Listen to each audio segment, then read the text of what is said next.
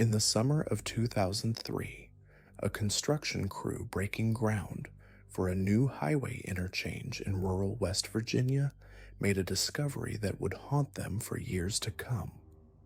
Buried beneath 6 feet of carefully arranged river stones, they uncovered a collection of wooden boxes, each one containing what appeared to be detailed genealogical records spanning over 2 centuries. But these weren't ordinary family trees. Every entry was accompanied by disturbing notations written in a dialect that linguists couldn't identify, documenting practices so unsettling that the state archaeologist who examined them requested an immediate transfer to another department. The boxes were quietly relocated to a federal storage facility, and the construction project was rerouted without explanation. What those workers had stumbled upon was evidence of something that historians have long suspected but rarely discuss, that hidden within the remote valleys and forgotten hollows of Appalachia, certain families maintained traditions that went far beyond the folklore most people associate with mountain culture. These weren't the harmless superstitions of herb gathering or weather prediction that tourists might encounter. These were systematic practices passed down through generations, each one more disturbing than the last, creating bloodlines that became legends whispered about in hushed tones by those brave enough to acknowledge their existence. The Appalachian Mountains have always been a place where the old ways survived longer than anywhere else in America.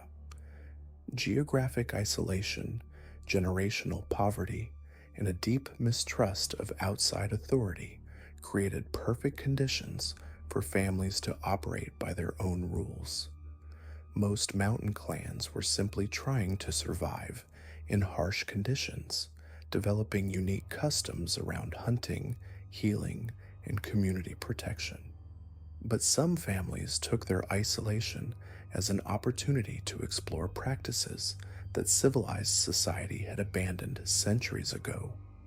What I'm about to share with you represents years of research into sealed court records, abandoned property deeds, and testimonies from individuals who escaped these communities before disappearing entirely from public record. These 8 families didn't just live differently, they created entire systems of belief and practice that would be considered criminal today, yet somehow operated for generations without interference from law enforcement or government oversight. The first thing you need to understand about these families is that they weren't random groups of disturbed individuals. They were organized, methodical, and incredibly skilled at maintaining secrecy. Each family developed specialized knowledge passed down through bloodlines, knowledge that required complete isolation from mainstream society to preserve.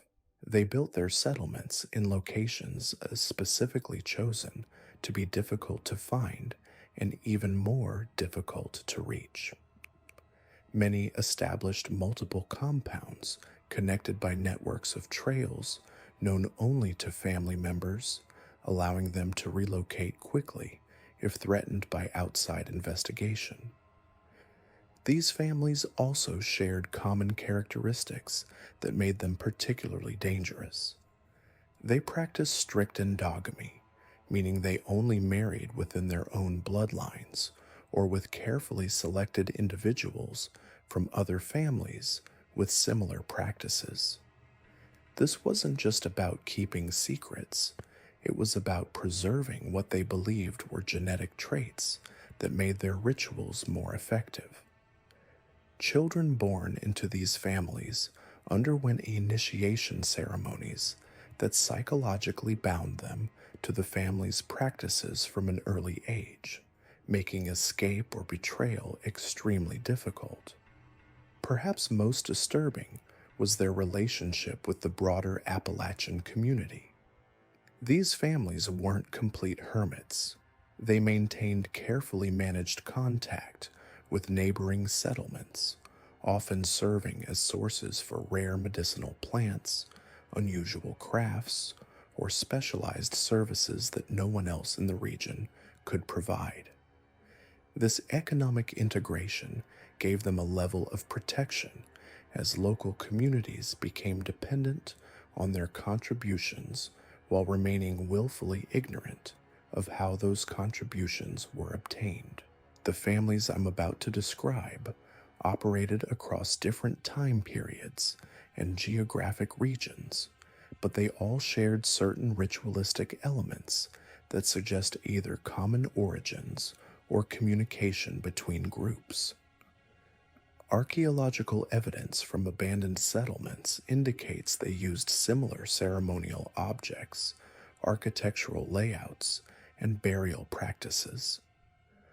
Some researchers theorize these families were connected through a network of correspondence maintained over decades, sharing techniques and coordinating activities across state lines. Federal interest in these families began during the Civil War, when military units operating in Appalachian regions reported encounters with communities that seemed to exist outside normal social structures. However, the chaotic nature of wartime meant these reports were often dismissed or lost in bureaucratic shuffling. It wasn't until the 1920s when federal agents began investigating illegal alcohol production in the mountains that systematic documentation of these families began. Even then, agents quickly learned that certain territories were best avoided entirely, leading to informal agreements that left vast areas of Appalachian territory effectively ungoverned. The families themselves seemed to understand that their practices couldn't survive contact with modern civilization. As transportation improved and government oversight increased throughout the 20th century, most of these bloodlines made deliberate decisions to disappear. Some relocated to even more remote areas, others simply vanished overnight, and a few appear to have orchestrated their own deaths rather than face exposure. What they left behind were empty settlements, sealed chambers, and local populations who suddenly became unwilling to discuss neighbors they had known for generations. Modern researchers attempting to verify these accounts face significant obstacles.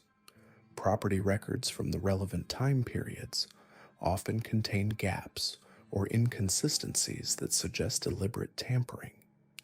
Local historians frequently claim ignorance about families that appear extensively in older documents. Even GPS technology seems unreliable in certain areas, with coordinates leading to empty clearings where substantial settlements should exist according to historical maps. The 8 families I'm about to describe represent the most thoroughly documented cases, though documentation itself presents challenges. Many of the primary sources come from individuals who later suffered mysterious accidents or simply disappeared. Court records were often sealed immediately after creation, and federal files remain classified decades after the events they describe.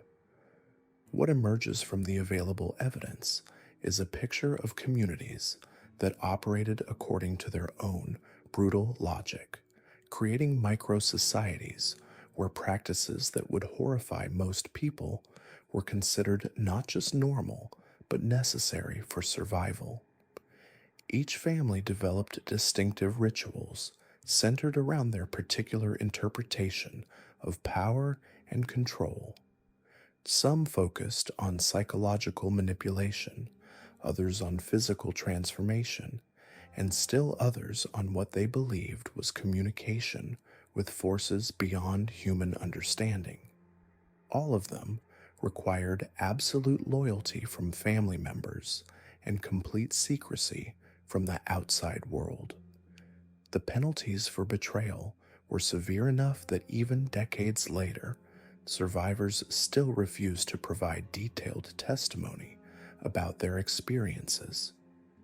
What makes these families particularly chilling is that they weren't driven by simple criminal motives like greed or revenge. They genuinely believed their practices served important purposes, protecting their communities from outside threats, maintaining spiritual balance, or preserving ancient knowledge that mainstream society had foolishly abandoned.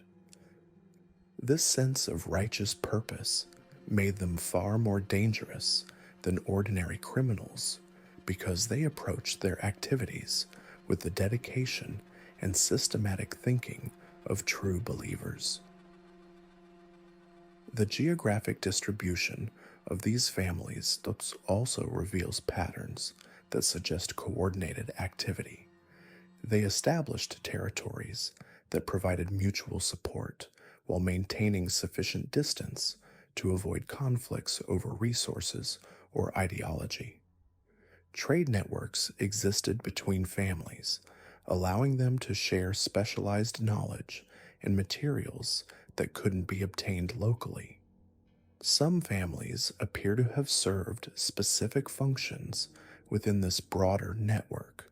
One might specialize in record keeping, another in the production of ceremonial objects, and a third in the training of individuals for particularly dangerous rituals. As you learn about each family, you'll notice recurring themes in their practices.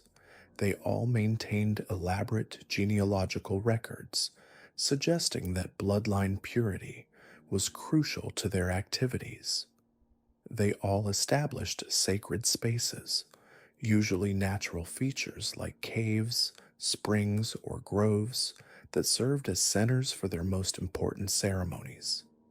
They all developed their own dialects or code languages that made communication incomprehensible to outsiders, and they all created initiation rituals that permanently marked individuals as members of their communities, making escape psychologically difficult even when physically possible. The timeline of these families' activities spans roughly from the 1820s through the 1980s, with peak activity occurring during periods when federal oversight was minimal and local law enforcement was either corrupt or simply overwhelmed. The families seemed to understand intuitively when conditions were favorable for their activities and when discretion was required. They expanded their operations during times of social upheaval and contracted during periods of increased government attention. Perhaps most disturbing is the evidence that some of these families may have survived in modified forms. While the original communities documented in historical records have vanished, there are indications that descendants of these bloodlines continue to operate in even more remote locations. Modern technology has made traditional isolation more difficult, but it has also created new opportunities for concealment. Underground networks, encrypted communications, and carefully constructed legal barriers now provide the secrecy that geographic isolation once offered. The families I'm about to describe change the communities around them in ways that persist to this day. Local populations still exhibit behavioral patterns that suggest generational trauma, reluctance to discuss certain topics, avoidance of specific geographic areas, and persistent superstitions that seem disproportionate to their apparent causes. These communities learned to protect themselves through willful ignorance and collective silence, adaptations that served them well when dealing with dangerous neighbors, but continue to complicate research efforts decades later. What emerges from this research is not just a catalog of disturbing practices, but a glimpse into how isolated communities can develop their own moral frameworks that diverge completely from mainstream society. These families created alternative definitions of right and wrong, acceptable and forbidden, normal and aberrant. They built entire worldviews around practices that would be considered criminal in any other context, yet within their communities, these same practices were considered essential for survival and prosperity. The 8 families you're about to learn about represent the most extreme examples of what can happen when geographic isolation, generational trauma, and systematic indoctrination combine to create communities that operate outside normal social constraints. Their stories serve as warnings about the dangers of unchecked power, the importance of oversight and accountability, and the ways that seemingly civilized societies can harbor practices that would be more at home in humanity's darkest chapters. As we examine each family's history, remember that these aren't fictional horror stories or exaggerated folklore. These are documented cases of real people who created real communities built around practices that caused real harm to real victims.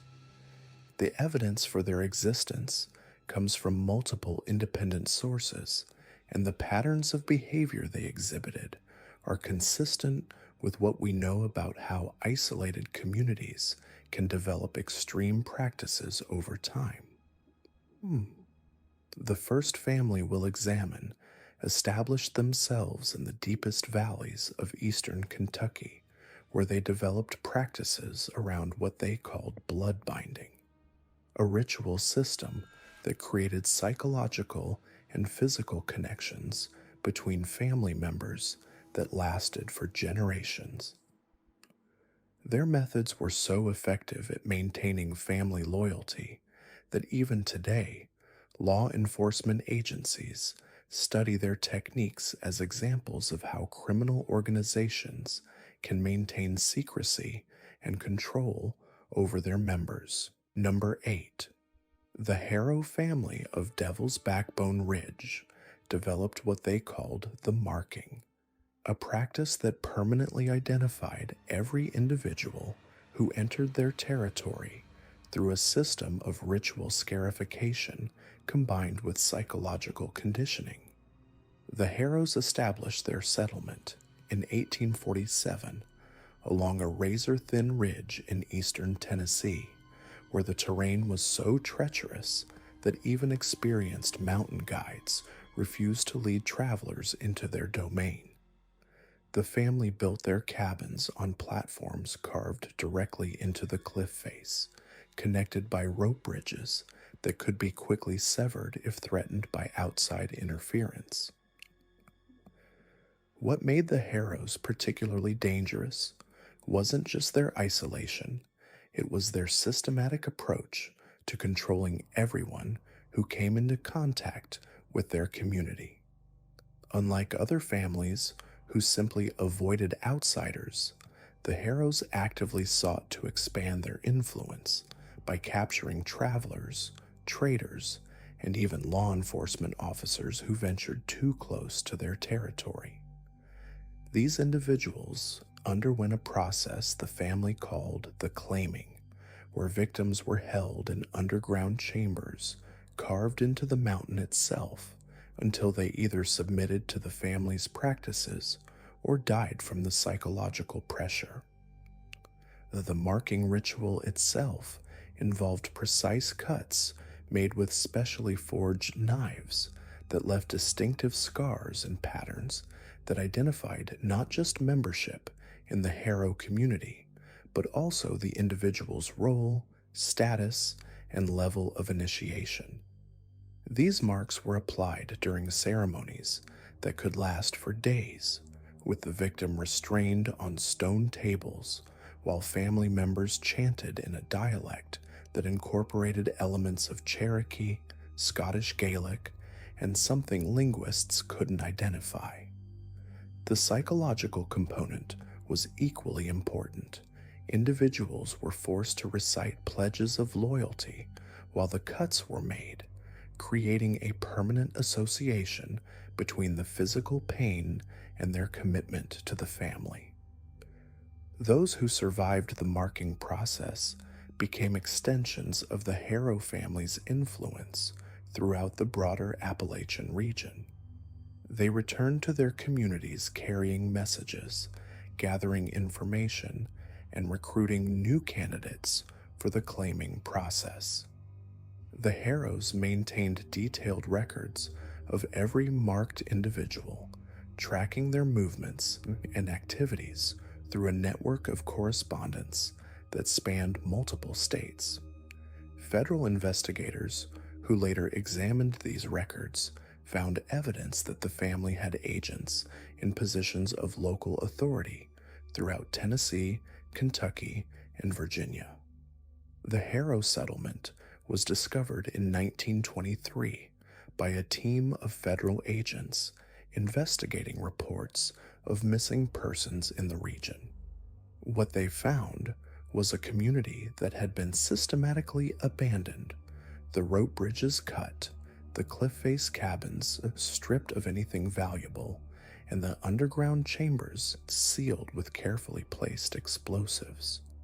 The only evidence of the family's activities was a collection of detailed maps marking the locations of hundreds of individuals throughout the region, each marked with the distinctive scarification patterns that identified them as Harrow agents.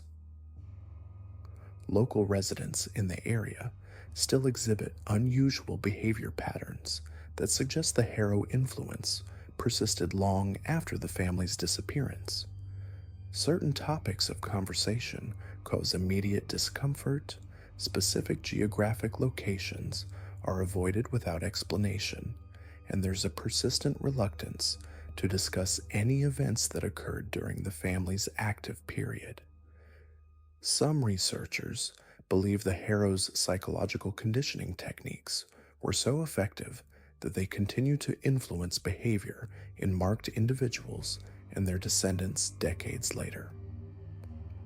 Number 7. The Redbone clan of Whispering Hollow practiced what they called the feeding, a ritual system centered around their belief that human emotional energy could be harvested, concentrated, and used to enhance their own physical and mental capabilities. The Redbones established their territory in a natural amphitheater hidden deep within the Daniel Boone National Forest, where the unique acoustic properties of the surrounding cliffs amplified sound in ways that made their ceremonies particularly effective. The family's practices revolved around the systematic cultivation of extreme emotional states in carefully selected victims. They constructed elaborate psychological scenarios designed to produce specific types of fear, despair, rage, and anguish, which they believed could be extracted and preserved through ritualistic processes.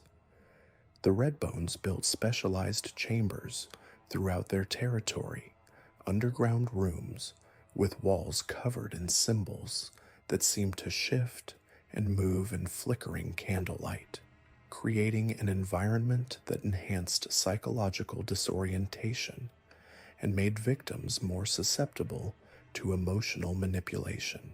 What distinguished the Redbone practices from simple torture was their systematic approach to emotional harvesting. They maintained detailed charts tracking the emotional responses of different victim types, noting which techniques produced the most intense reactions and how those reactions could be sustained over extended periods. The family developed what they called the catalog, a comprehensive guide to human emotional triggers that allowed them to customize their approach based on each victim's psychological profile. The feeding ceremonies themselves took place during specific lunar phases when the family believed the harvesting process would be most effective. Victims were brought to the central amphitheater, where family members would perform elaborate rituals designed to draw out and concentrate emotional energy. The Redbones claimed they could literally see this energy as colored auras surrounding their victims, and they used various implements, crystals, metal dishes, and specially prepared organic materials to capture and store these emanations. Family members who participated in the feeding rituals reportedly experienced significant physical and mental enhancements. They demonstrated unusual strength, heightened senses, and cognitive abilities that seemed to exceed normal human limits. These enhancements were temporary, requiring regular participation in the harvesting ceremonies to maintain, which created a cycle of dependency that kept family members completely committed to the practices regardless of their personal feelings about the methods involved. The Redbone territory was investigated in 1934 following reports of missing hikers and hunters in the area. Federal agents found evidence of the family's activities scattered throughout the hollow, including the underground chambers, the amphitheater with its disturbing acoustic properties, and caches of materials that appeared to be related to their emotional harvesting practices. However, the family itself had vanished completely, leaving behind only their ritual implements and detailed records of their victims' emotional profiles. Local wildlife in the Whispering Hollow area has never returned to normal patterns. Hunters report an unnatural silence that seems to absorb sound rather than simply reflecting its absence. Animals avoid the area entirely, and the few that are found there exhibit behavioral abnormalities that wildlife biologists can't explain. Some researchers theorize that the Redbone practices created lasting changes in the environment itself, leaving the hollow permanently altered by decades of systematic emotional harvesting. Number 6. The Thornfield family of Bloodroot Canyon developed the most sophisticated system of psychological manipulation documented in Appalachian history.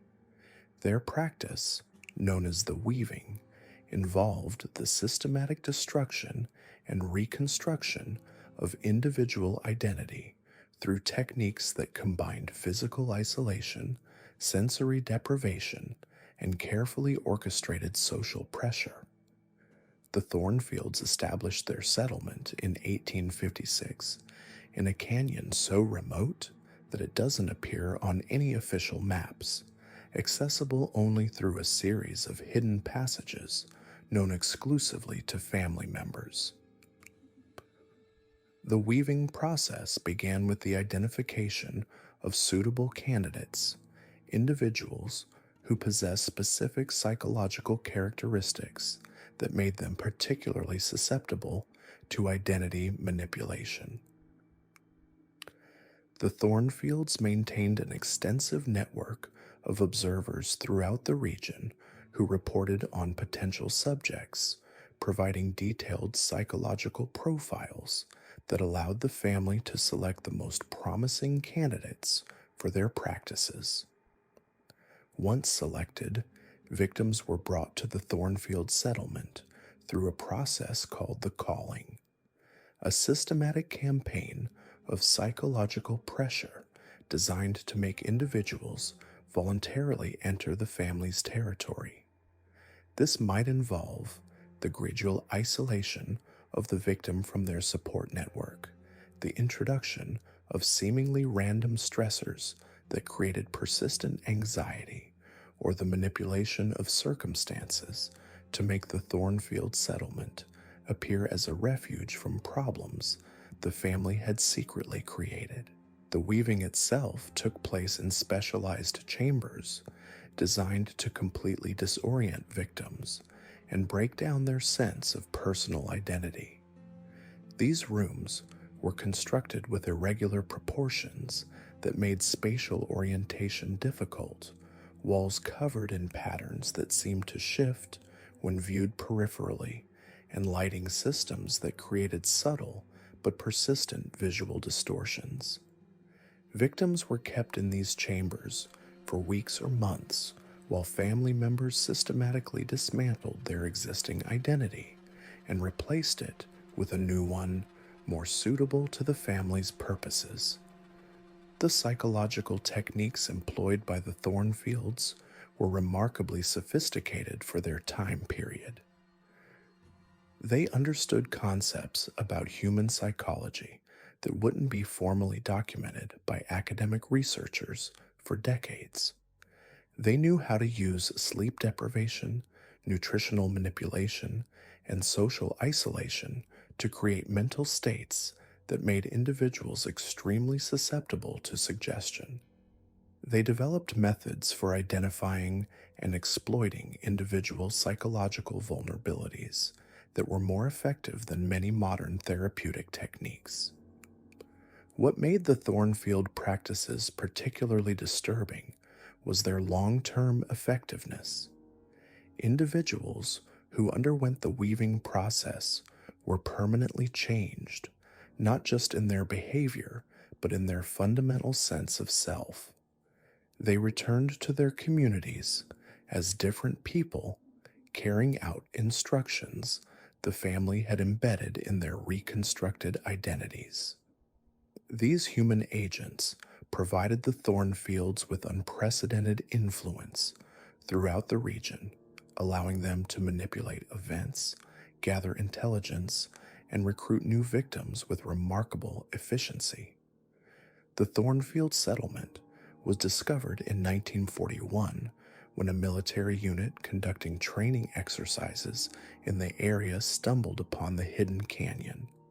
What they found was a community that had been methodically dismantled, the specialized chambers stripped of their contents, the family's extensive records reduced to ash, and the canyon itself rigged with explosive devices that were triggered during the military investigation. The explosion sealed the canyon permanently, but not before investigators were able to document evidence of the family's psychological manipulation techniques. The influence of Thornfield agents continued to be felt throughout the region for decades after the family's disappearance. Local authorities noted unusual patterns in crime statistics, political developments, and social movements that suggested coordinated manipulation by individuals whose identities had been fundamentally altered. Some researchers believe the Thornfields' psychological conditioning techniques were so effective that they continue to influence behavior in affected individuals and their descendants even today. Number 5. The Grimshaw family of Ravens Hollow practiced what they called the binding, a ritual system that created permanent psychological and physical connections between family members and their victims. The Grimshaws established their territory in 1839 in a natural depression surrounded by dense forest where the canopy was so thick that sunlight rarely reached the ground, creating an environment of perpetual twilight that enhanced the psychological impact of their practices. The binding process involved the systematic breaking down of individual will through a combination of physical restraint, sensory manipulation, and psychological pressure that could continue for months. Victims were kept in specially constructed chambers that were designed to be psychologically oppressive, spaces with walls that seemed to close in over time, floors that were slightly uneven to prevent comfortable rest, and ventilation systems that created subtle but persistent drafts that made temperature regulation impossible. What distinguished the Grimshaw practices was their focus on creating permanent psychological bonds between victims and their captors. The family believed that through systematic application of trauma and relief, they could create a form of psychological dependency that would persist even after physical captivity ended. They developed elaborate schedules for alternating periods of harsh treatment with moments of apparent kindness, creating emotional patterns that made victims increasingly dependent on their captors for psychological stability.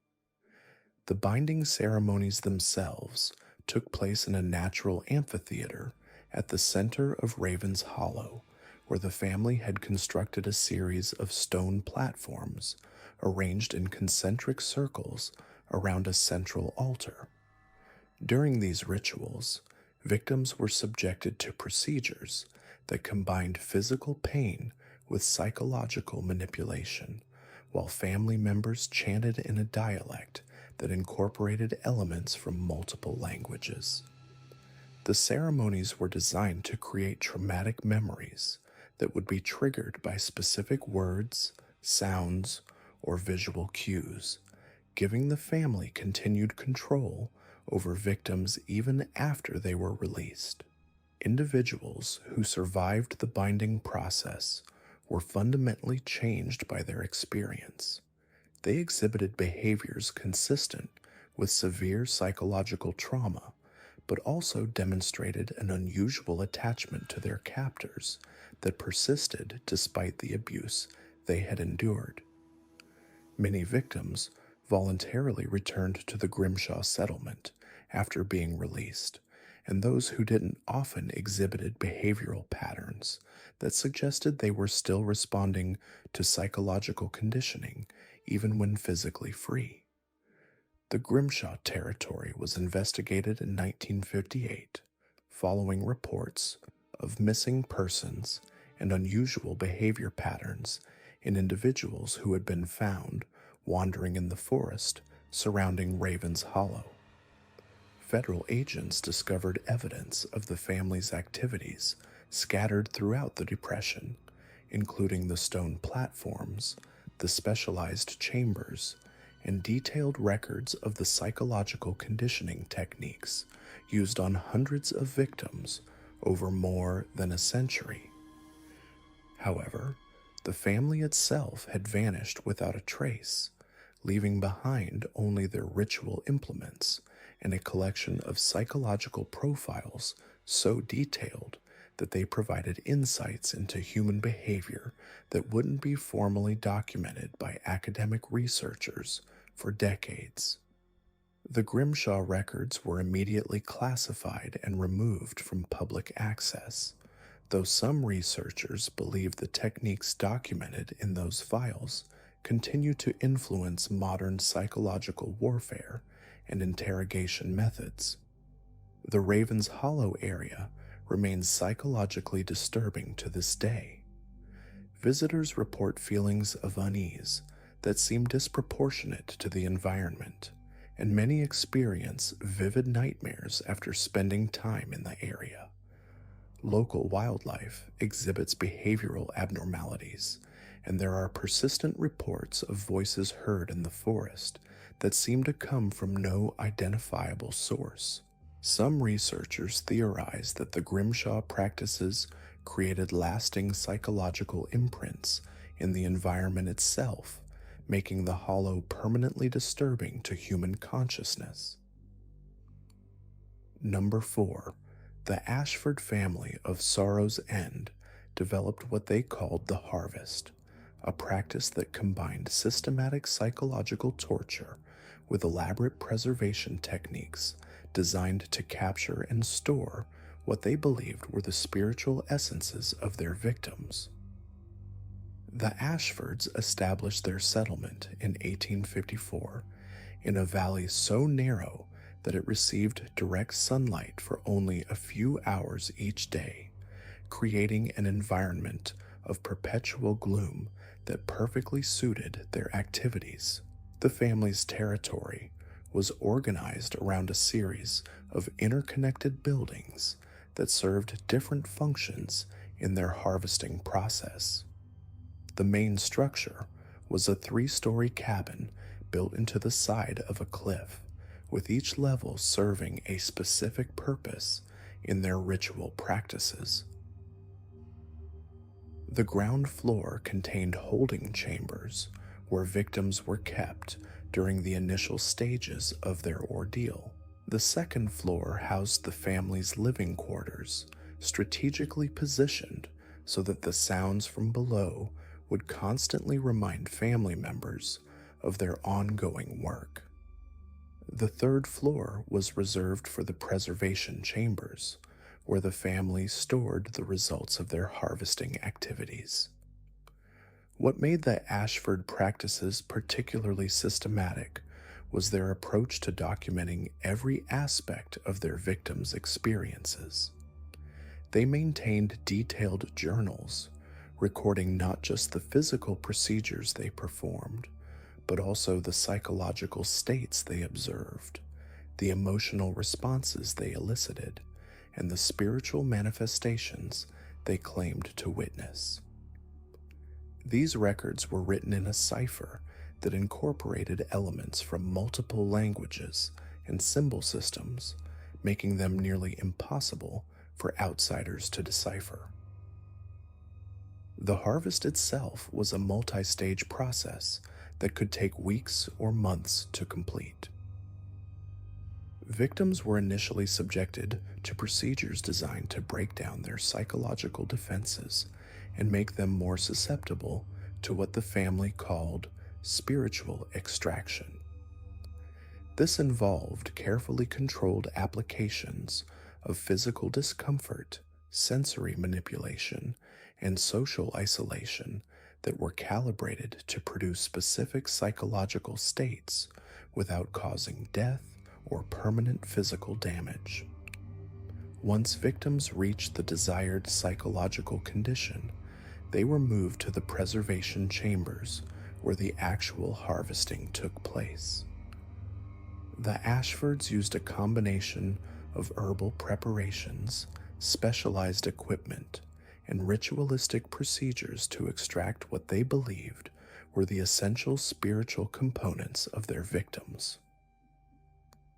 These essences were then stored in specially prepared containers, glass vessels filled with preservative solutions that were supposed to maintain the spiritual energy indefinitely.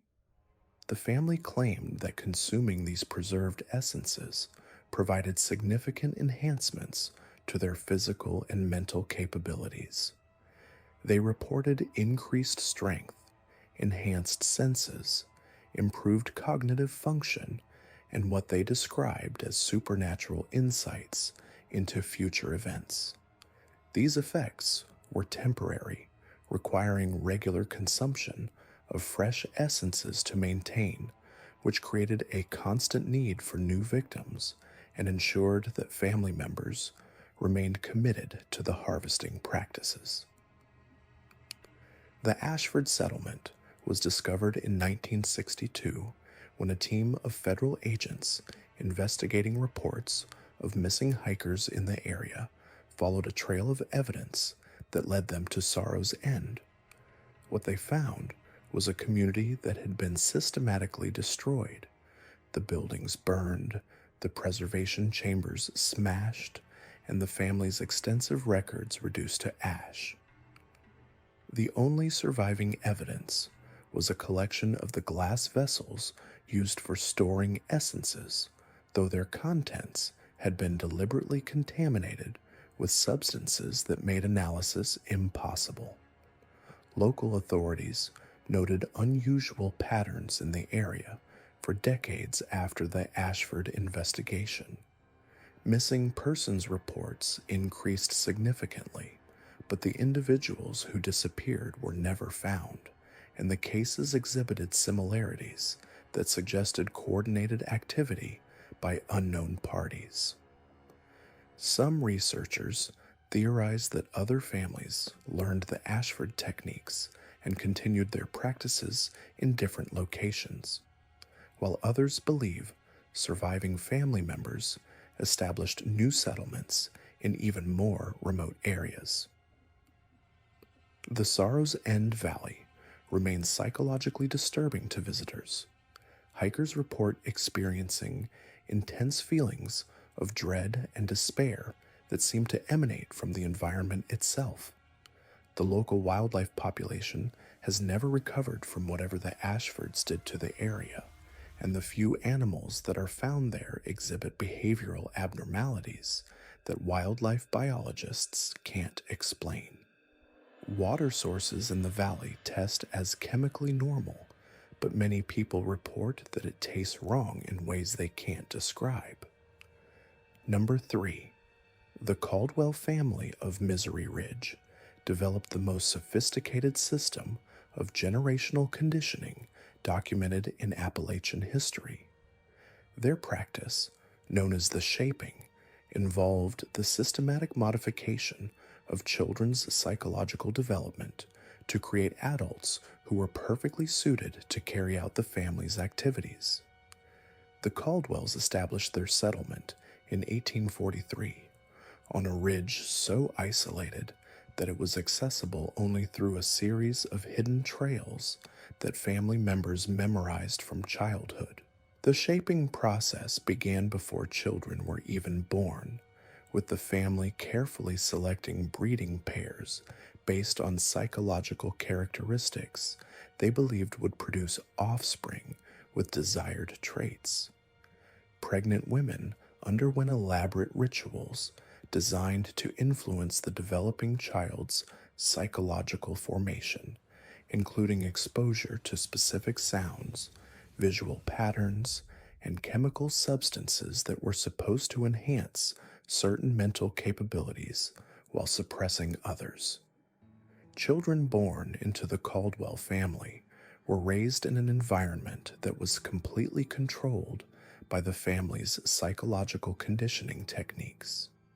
They were isolated from outside influences, educated according to specialized curricula that emphasized the family's values and practices, and subjected to initiation ceremonies that permanently marked them as members of the Caldwell bloodline. These children grew up believing that the family's activities were not just normal, but essential for their survival and the survival of their community. What made the Caldwell practices particularly effective was their understanding of child psychology that was decades ahead of academic research. They knew how to use environmental factors, social pressure, and carefully timed rewards and punishments to shape developing minds in ways that created permanent behavioral patterns. They developed techniques for identifying and exploiting individual psychological vulnerabilities that were more sophisticated than many modern therapeutic methods. The shaping ceremonies themselves took place in specialized chambers carved into the ridge itself, where children were subjected to procedures designed to permanently alter their psychological development. These rituals involved combinations of sensory deprivation, physical discomfort, and psychological manipulation that were calibrated to produce specific changes in brain chemistry and neural development. The family believed these procedures enhanced their children's loyalty, intelligence, and ability to carry out the family's activities without experiencing normal human emotions like guilt or empathy. Adults who had undergone the shaping process were fundamentally different from normal humans in their psychological makeup. They demonstrated unusual resistance to stress, enhanced ability to manipulate others, and a complete lack of moral constraints when carrying out activities that served the family's interests. These individuals were perfectly suited to infiltrate outside communities, gather intelligence, and recruit new victims for the family's practices. The Caldwell settlement was investigated in 1969 following reports of unusual behavior patterns in children from the region. Federal agents discovered evidence of the family's conditioning techniques scattered throughout the ridge, including the specialized chambers, detailed records of psychological experimentation, and materials used in the child modification procedures. However, the family itself had disappeared completely, taking with them any children who had been subjected to the shaping process. The long-term effects of the Caldwell practices continue to influence the region decades later. Local communities exhibit behavioral patterns that suggest generational trauma, including persistent avoidance of certain topics, unusual child-rearing practices, and social structures that seem designed to maintain secrecy and prevent outside interference. Some researchers believe that individuals who underwent the shaping process established new communities in other locations, while others theorize that the psychological conditioning techniques continue to influence behavior in affected families through epigenetic inheritance. Number 2. The Blackthornne family of Devil's Kettle developed what they called the rendering, a practice that combined systematic physical torture with elaborate preservation techniques designed to extract and concentrate human suffering into a form that could be stored and consumed. The Blackthornes established their settlement in 1849 around a natural geological formation, a deep sinkhole that descended far into the mountain, which they believed was a gateway to supernatural forces that enhanced their abilities. The family's territory was organized around this central sinkhole, with buildings arranged in concentric circles that served different functions in their rendering process. The innermost ring contained the family's living quarters, positioned so that they could monitor all activities in the outer rings while remaining protected from potential threats. The middle ring housed the preparation chambers, where victims were conditioned for the rendering process. The outermost ring contained the extraction facilities, where the actual rendering took place. What distinguished the Blackthorne practices was their systematic approach to maximizing and concentrating human suffering. They developed elaborate techniques for prolonging agony without causing death, using combinations of physical torture, psychological manipulation, and medical procedures that kept victims alive and conscious throughout extended periods of torment. The family maintained detailed records of their techniques, noting which methods produced the most intense suffering and how that suffering could be sustained over time. The rendering process itself involved the use of specialized equipment designed to extract and concentrate what the family believed were the essential components of human suffering. They used a combination of mechanical devices, chemical preparations, and ritualistic procedures to draw out and purify these elements, creating a substance they called the essence, a dark, viscous liquid that was supposed to contain concentrated human agony. The family claimed that consuming this essence provided significant enhancements to their physical and mental capabilities. They reported increased strength, enhanced senses, improved cognitive function, and what they described as supernatural insights into human psychology. These effects were temporary, requiring regular consumption of fresh essence to maintain, which created a constant need for new victims and ensured that family members remained committed to the rendering practices. The Blackthorne settlement was discovered in 1965 when a team of spelunkers exploring the area fell into the sinkhole and discovered the family's extraction facilities. What they found was a system of chambers and tunnels that had been carved into the rock around the sinkhole, connected by a network of passages that descended deep into the mountain. The facilities had been recently abandoned, but the evidence of their activities was extensive, including the specialized extraction equipment, detailed records of their techniques, and caches of the essence they had produced. Federal agents who investigated the site reported that the sinkhole itself seemed to exert a psychological influence on anyone who approached it.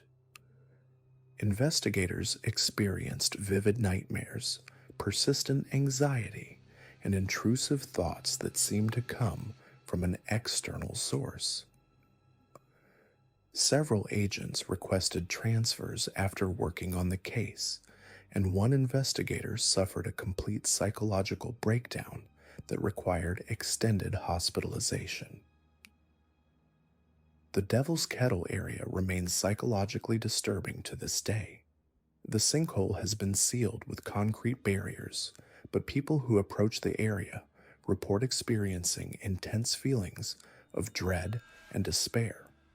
Local wildlife avoids the location entirely, and the few animals that are found there exhibit behavioral abnormalities that suggest exposure to some form of environmental toxin. Some researchers theorize that the Blackthornne practices created lasting changes in the geological formation itself, making the area permanently dangerous to human consciousness. Number 1.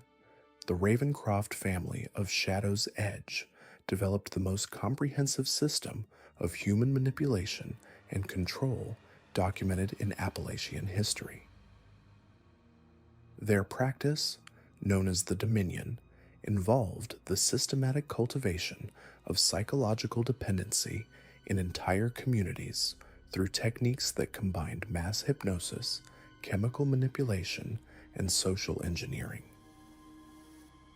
The Ravencrofts established their settlement in 1832 in a valley that was naturally isolated by surrounding mountains, creating an environment where they could experiment with large-scale population control without outside interference. The Dominion system was built around the family's understanding of mass psychology that was centuries ahead of academic research. They knew how to use environmental factors, social pressure, and carefully orchestrated events to influence the behavior of entire populations. They developed techniques for identifying and exploiting community vulnerabilities that allowed them to gradually assume control over neighboring settlements without the residents even realizing what was happening. The Ravencroft territory eventually encompassed not just their original settlement, but also several neighboring communities that had been brought under their influence through the Dominion process. The family maintained detailed maps showing the extent of their control, with different areas color-coded based on the level of psychological influence they had achieved. Red zones indicated complete control, yellow zones showed partial influence, and green zones represented areas that were still being brought under their dominion. What made the Ravencroft practices particularly sophisticated was their use of what they called influence agents, individuals who had been specially conditioned to serve as extensions of the family's will throughout the region. These agents were recruited from the communities under Ravencroft control and subjected to intensive psychological conditioning that made them completely loyal to the family while allowing them to maintain their normal social roles. They served as the family's eyes and ears throughout the region, gathering intelligence, influencing local decisions, and recruiting new subjects for the dominion process. The conditioning techniques used to create influence agents were remarkably advanced for their time period. The Ravencrofts used combinations of hypnosis, chemical manipulation, and psychological pressure to create individuals who appeared completely normal but were actually operating under deep psychological programming. These agents could carry out complex instructions without conscious awareness of what they were doing, making them nearly impossible to detect or counteract. The dominion process itself involved the systematic erosion of individual will and community autonomy through techniques that were applied gradually over extended periods. The Ravencrofts would introduce subtle changes to local customs, gradually modify social structures, and slowly shift community values until entire populations were operating according to the family's agenda. The process was so gradual that most people never realized they were being manipulated until it was too late to resist.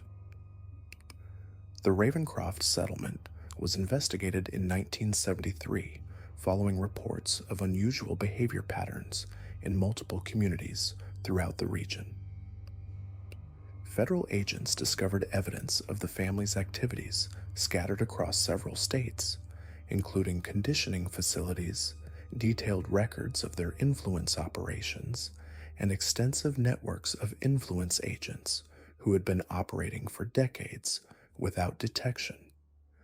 The investigation revealed that the Ravencroft Dominion had encompassed thousands of individuals across multiple communities, representing one of the most extensive psychological manipulation operations in American history.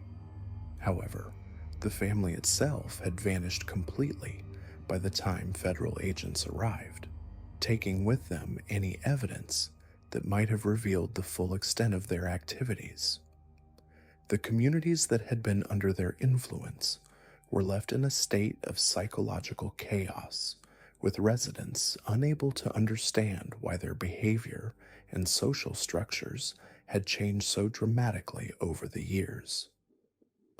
Many of these communities never fully recovered from the Ravencroft influence, and some researchers believe that the psychological conditioning techniques continue to affect behavior in the region through generational transmission. The Shadow's Edge Valley remains one of the most psychologically disturbing locations in Appalachian history. Visitors report experiencing intense feelings of being watched and manipulated, even when no other people are present. The local population continues to exhibit behavioral patterns that suggest deep psychological conditioning, including persistent avoidance of certain topics, unusual social structures, and collective responses to specific triggers that seem programmed rather than natural. These 8 families represent the most extreme examples of what can happen when geographic isolation, generational trauma, and systematic psychological manipulation combine to create communities that operate outside normal human constraints. Their practices evolved over decades of experimentation, creating systems of control and influence that were remarkably sophisticated for their time periods. What makes these families particularly disturbing is not just the individual suffering they caused, but the way they systematically undermined the social structures and psychological foundations of entire communities.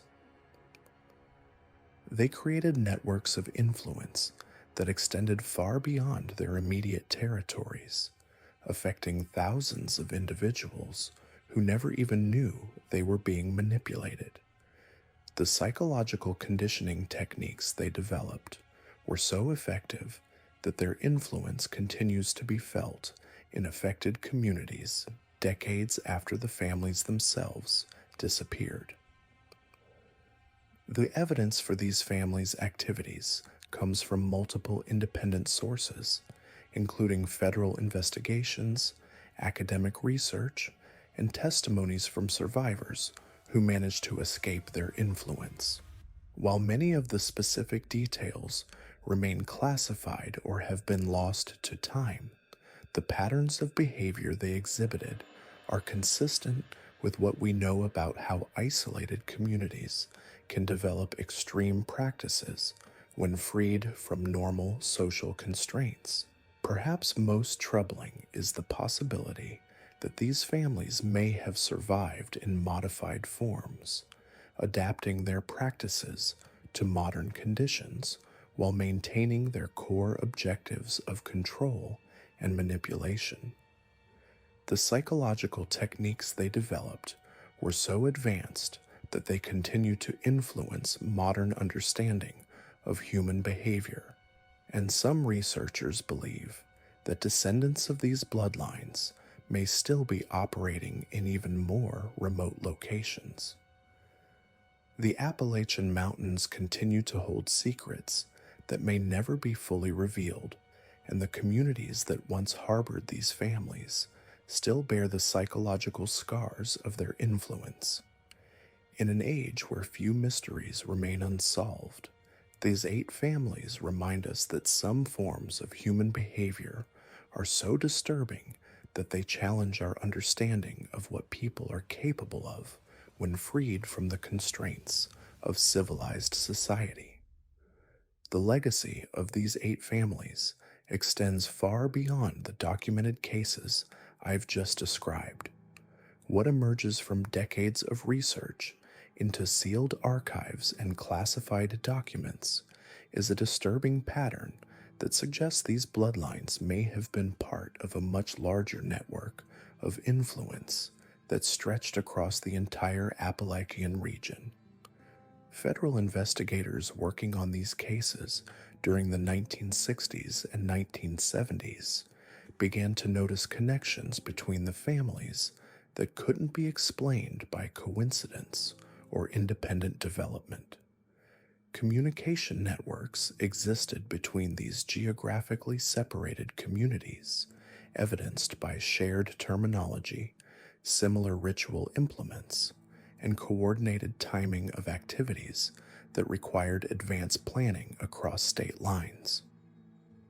Archaeological evidence from abandoned settlements reveals trade relationships that involve the exchange of specialized materials, certain types of stones, metal alloys, and preserved organic compounds that were essential to each family's practices but could only be obtained from specific geographic locations. The sophistication of these inter-family networks becomes apparent when examining the timing of their disappearances.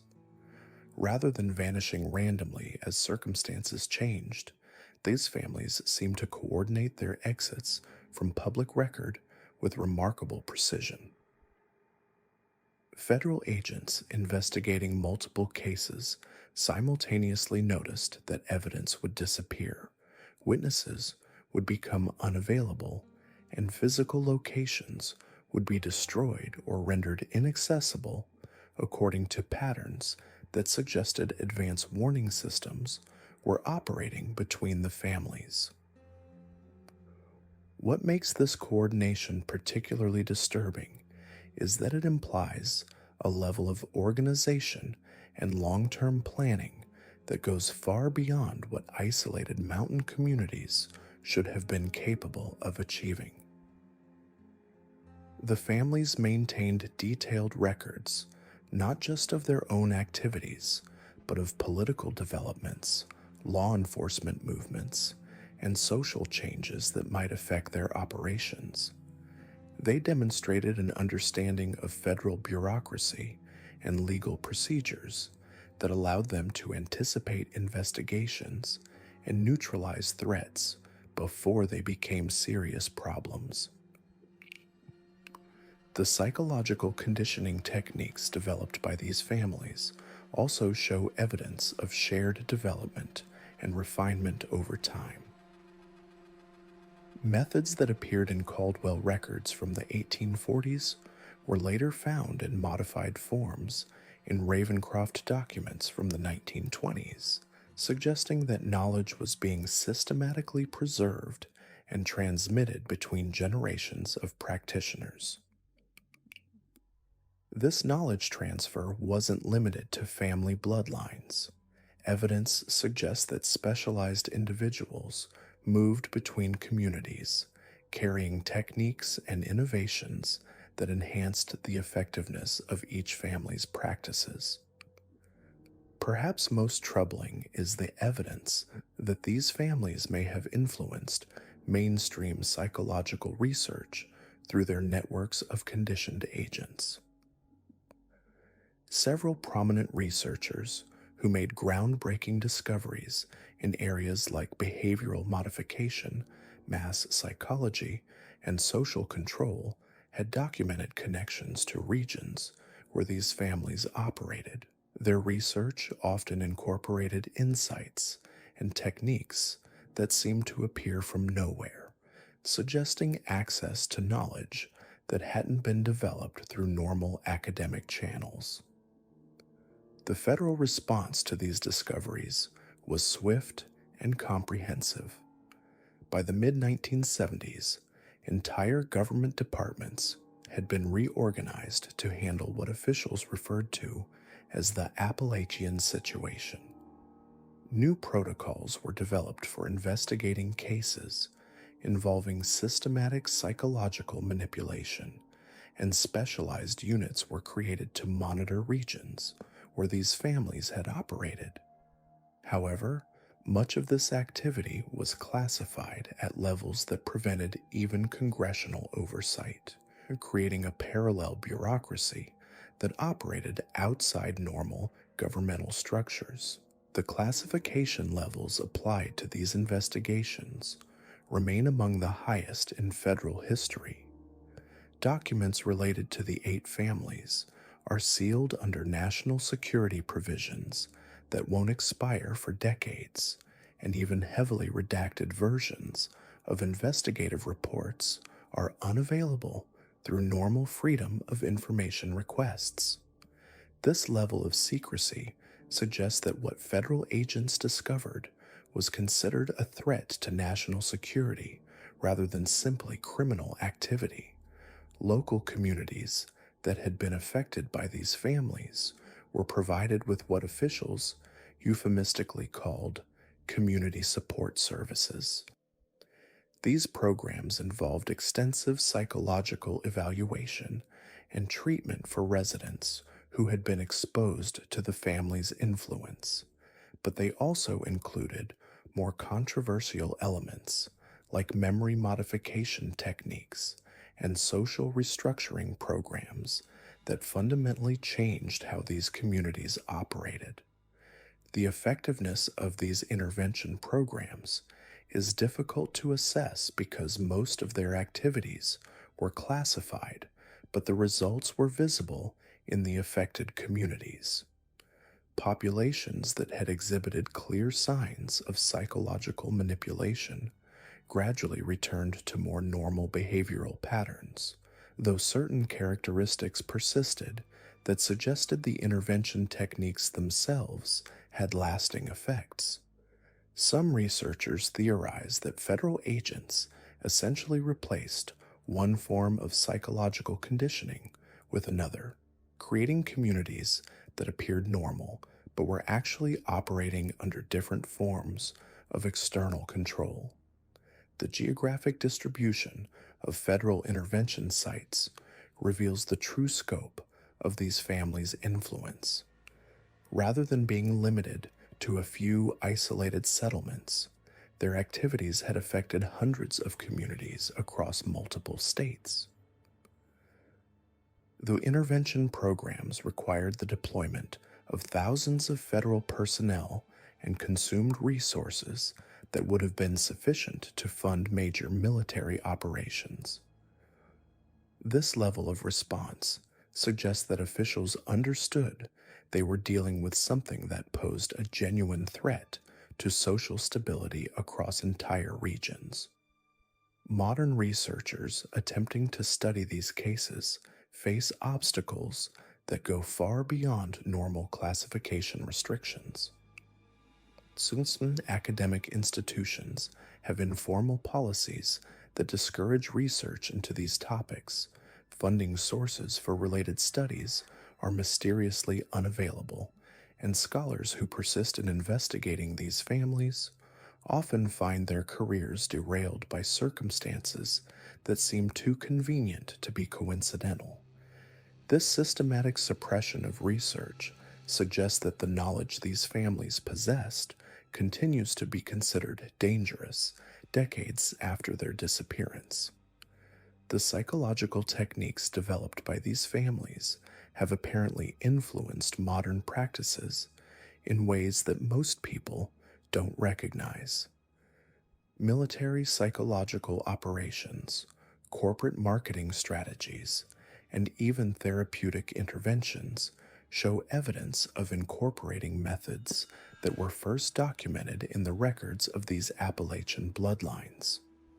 This suggests that rather than being completely suppressed, the knowledge these families developed has been selectively preserved and applied in contexts where it can be controlled by appropriate authorities.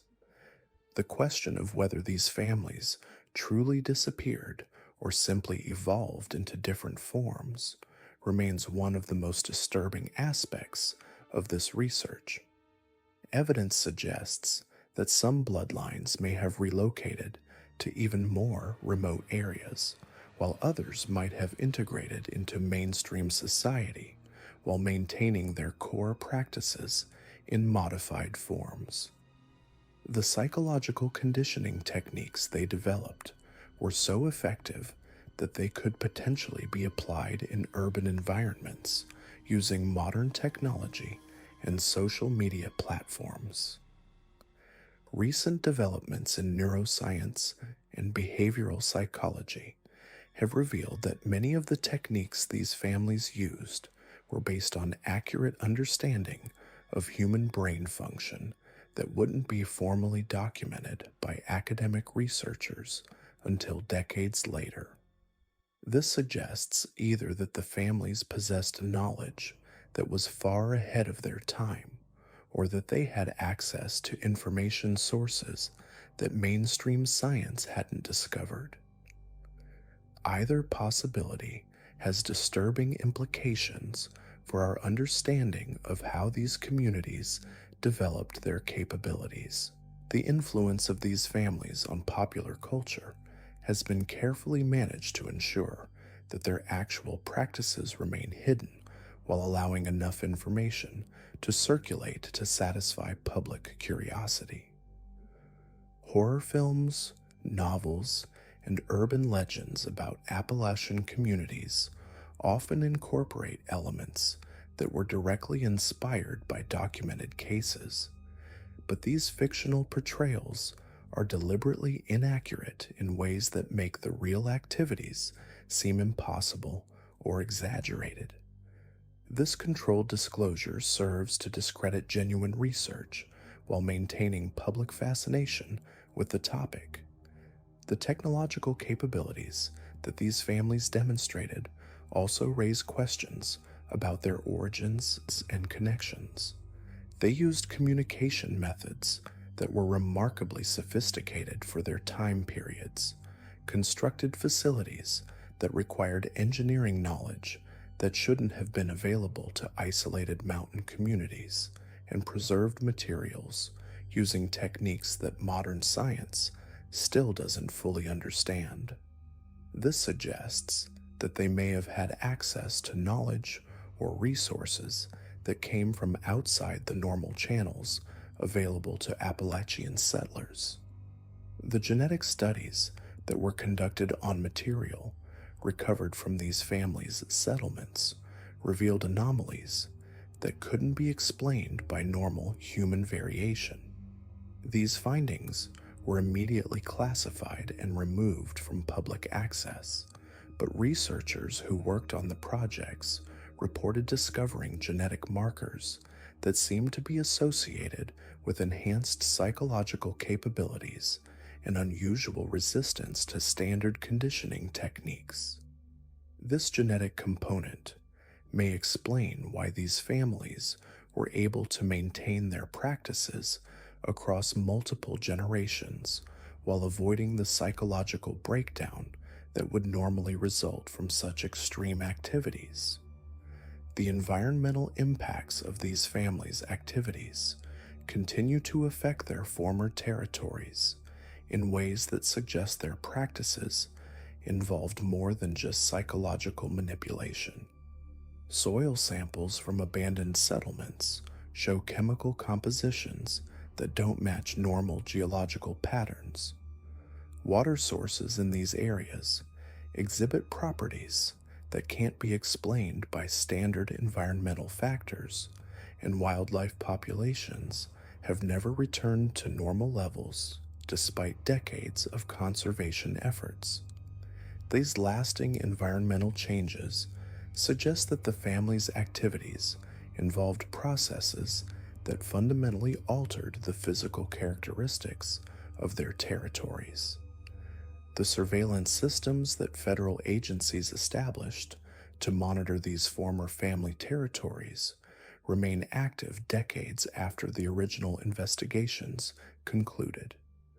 Satellite imagery, electronic monitoring equipment, and regular patrol schedules continue to track activities in areas where these families operated, suggesting that officials believe there is still potential for their practices to resurface. This ongoing surveillance represents a significant investment of resources that wouldn't be justified unless there was genuine concern about continued threats. The psychological profiles that were developed for individuals who had been exposed to these families' influence revealed behavioral patterns that persisted across generations. Children and grandchildren of affected individuals exhibited characteristics that suggested the conditioning techniques had created heritable changes in brain function and behavioral programming. This generational transmission of psychological influence raises disturbing questions about whether the family's impact on affected communities will ever fully disappear. The international connections that investigators discovered during their research into these families suggest that similar practices may have existed in other isolated communities around the world. Documents recovered from family archives contained references to locations in remote areas of Scotland, Eastern Europe, and South America where related activities were supposedly taking place. These international connections imply that the Appalachian families may have been part of a global network of communities that shared knowledge and coordinated activities across continents. The training programs that federal agencies developed to deal with these families became the foundation for modern psychological warfare and counterintelligence operations. Techniques that were originally created to investigate and neutralize the family's influence were later adapted for use in military conflicts, diplomatic negotiations, and domestic security operations.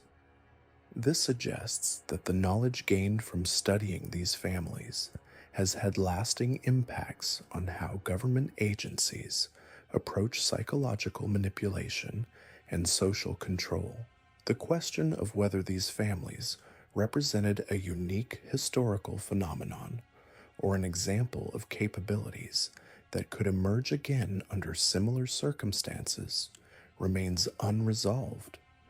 The conditions that allowed them to develop their practices, geographic isolation, generational trauma, and systematic indoctrination, continue to exist in various forms around the world. This raises the possibility that similar communities could emerge in other locations if appropriate safeguards aren't maintained.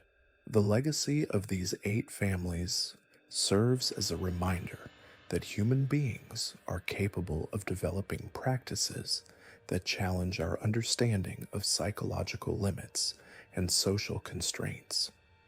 Their activities demonstrate how isolated communities can create alternative moral frameworks that justify behaviors that would be considered criminal in any other context.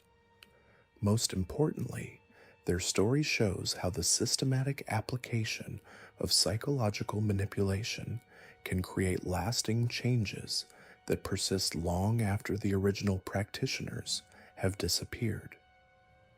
The mountains of Appalachia continue to hold secrets that may never be fully revealed, and the communities that once harbored these families still bear the psychological scars of their influence. In an age where technology makes true isolation increasingly difficult, these families remind us that some forms of human knowledge are so dangerous that they must be carefully controlled to prevent their resurgence. Their practices evolved over generations of experimentation, creating systems of influence that were remarkably sophisticated for their time periods and continue to influence our understanding of human behavior today. What remains certain is that deep in those ancient hollows, where modern civilization still struggles to penetrate, there are places where the old ways never truly ended. The families I've described may have vanished from public record, but their influence continues to shape the communities they once controlled, and their techniques continue to inform the practices of those who inherited their knowledge. In a world where few mysteries remain unsolved, these 8 families represent something far more disturbing than simple criminal activity. They represent the potential for human beings to develop capabilities that challenge our fundamental assumptions about the nature of consciousness, free will, and social control. The evidence suggesting these families operated as part of a coordinated network becomes even more disturbing when examining the specific timing of their activities throughout American history. Federal investigators discovered that the family's most intensive periods of operation coincided precisely with major social upheavals when government oversight was minimal and public attention was focused elsewhere. During the Civil War, Reconstruction, both World Wars, and the Great Depression, these families expanded their territories and intensified their practices with remarkable consistency across different geographic regions. This pattern of opportunistic expansion suggests a level of strategic planning that required sophisticated intelligence gathering and communication systems. The families maintained detailed records of political developments, military movements, and social changes that might affect their operations.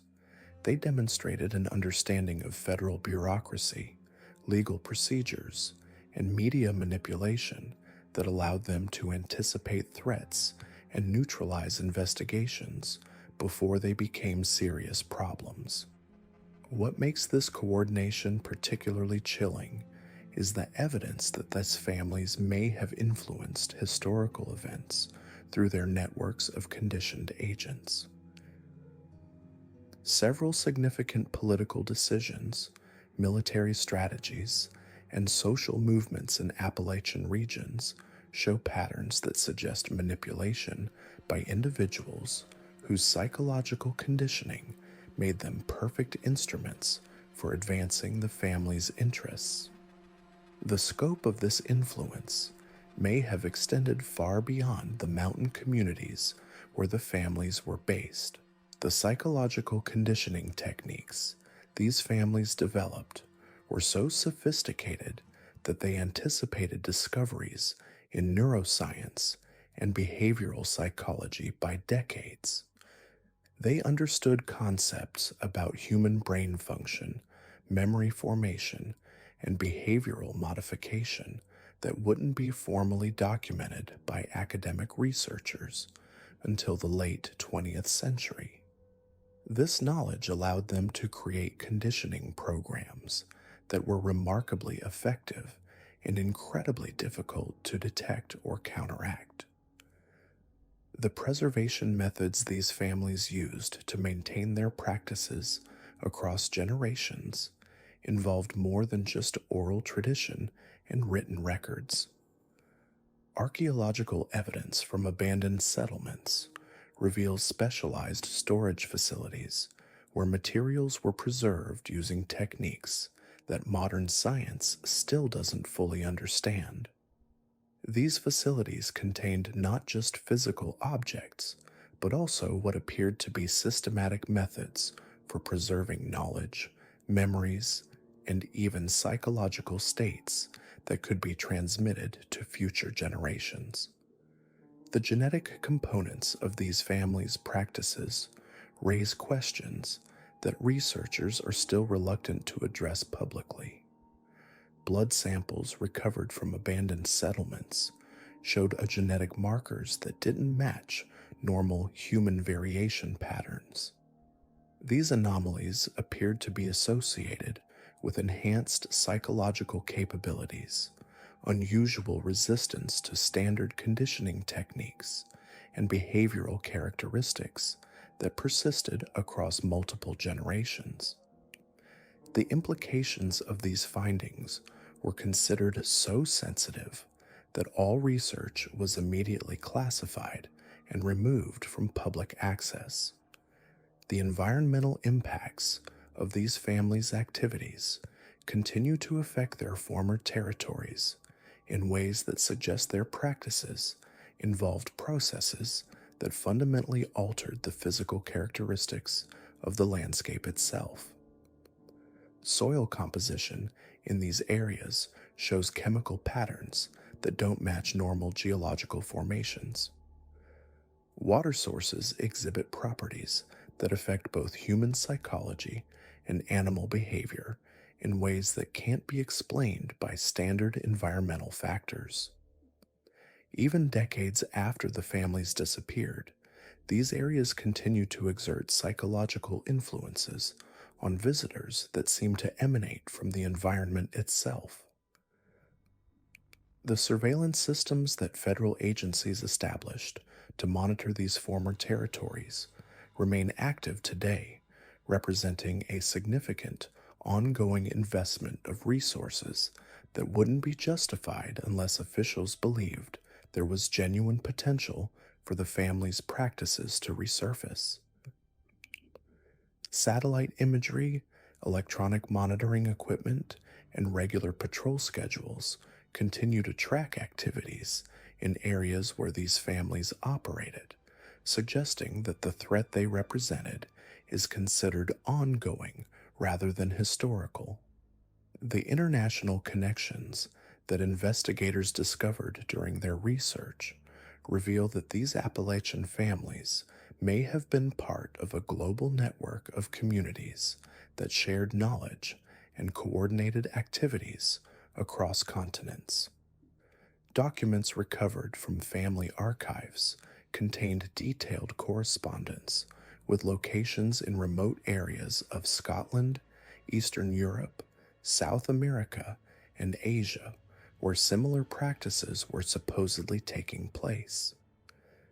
These connections suggest that the techniques these families developed may have been part of a much larger system of knowledge that existed outside normal academic and governmental channels. The training programs that federal agencies developed to investigate and neutralize these families became the foundation for modern psychological warfare, counterintelligence operations, and social control techniques. Methods that were originally created to understand and counteract the family's influence were later adapted for use in military conflicts, diplomatic negotiations, and domestic security operations. This means that the knowledge gained from studying these families continues to influence government practices in ways that most people don't recognize. The question of whether these families represented a unique historical phenomenon or an example of capabilities that could emerge again under appropriate circumstances remains one of the most disturbing aspects of this research. The conditions that allowed them to develop their practices, geographic isolation, generational trauma, systematic indoctrination, and freedom from external oversight, continue to exist in various forms around the world. This raises the possibility that similar communities could emerge in other locations if appropriate safeguards aren't maintained. The psychological profiles that were developed for individuals who had been exposed to these families' influence revealed behavioral patterns that persisted across generations through what appeared to be heritable changes in brain function and behavioral programming. Children and grandchildren of affected individuals exhibited characteristics that suggested the conditioning techniques had created lasting modifications that were transmitted through normal reproductive processes. This generational transmission of psychological influence raises questions about whether the family's impact on affected communities will ever fully disappear. The technological capabilities that these families demonstrated also challenge our understanding of what isolated mountain communities should have been capable of achieving. They used communication methods that were remarkably sophisticated for their time periods, constructed facilities that required engineering knowledge that shouldn't have been available to them, and preserved materials using techniques that involved understanding of chemistry and biology that was decades ahead of mainstream scientific knowledge. This suggests that they may have had access to information or resources that came from outside the normal channels available to 19th century Appalachian settlers. The influence of these families on popular culture has been carefully managed to ensure that their actual practices remain hidden while allowing enough information to circulate to satisfy public curiosity without revealing dangerous details. Horror films, novels, and urban legends about Appalachian communities often incorporate elements that were directly inspired by documented cases. But these fictional portrayals are deliberately inaccurate in ways that make the real activities seem impossible or exaggerated. This controlled disclosure serves to discredit genuine research while maintaining public fascination with the topic in forms that don't threaten security. The medical anomalies that were documented in individuals who had been exposed to these families' practices suggest that their conditioning techniques involved more than just psychological manipulation. Physiological changes were observed in affected individuals that couldn't be explained by normal stress responses or psychological trauma. These changes appeared to be permanent modifications to brain chemistry, nervous system function, and even cellular structure that persisted long after the individuals had been removed from the family's influence. The mechanisms that produce these changes remain classified, but they suggest that the families possessed knowledge about human biology that was far ahead of their time. The economic networks that these families established to support their activities reveal another layer of their sophisticated organization. They maintained trade relationships with suppliers of specialized materials, equipment, and services that were essential to their practices but couldn't be obtained locally. These networks involved individuals and organizations across multiple states who provided resources while remaining ignorant of how those resources were being used. The family's ability to maintain these relationships while keeping their actual activities secret demonstrates remarkable skill in compartmentalization and operational security. The educational systems that these families developed to train their children and initiate new members were sophisticated enough to produce individuals who could function effectively in mainstream society while maintaining complete loyalty to the family's practices. These educational programs combined traditional academic subjects with specialized training in psychological manipulation, social engineering, and the specific techniques that each family had developed. Graduates of these programs were capable of infiltrating external communities, gathering intelligence, and recruiting new victims while appearing completely normal to outside observers. The legal protections that these families established for their activities involved more than just geographic isolation and community silence. They maintained networks of lawyers, judges, and law enforcement officials who either supported their activities or were conditioned to ignore evidence of their practices. These legal networks provided protection from investigation and prosecution while also supplying intelligence about potential threats from federal agencies. The family's ability to maintain these protections across multiple generations suggests that their influence extended far beyond their immediate territories. The research facilities that these families established to develop and refine their techniques were sophisticated enough to conduct systematic experimentation on human subjects over extended periods. These facilities included specialized chambers for psychological conditioning, laboratories for developing chemical compounds, and preservation systems for maintaining materials and knowledge across generations. The level of organization and resources required to maintain these facilities suggests that the families had access to funding and expertise that went far beyond what isolated mountain communities should have been able to obtain. The documentation systems that these families maintained to record their activities and preserve their knowledge were remarkably comprehensive and sophisticated.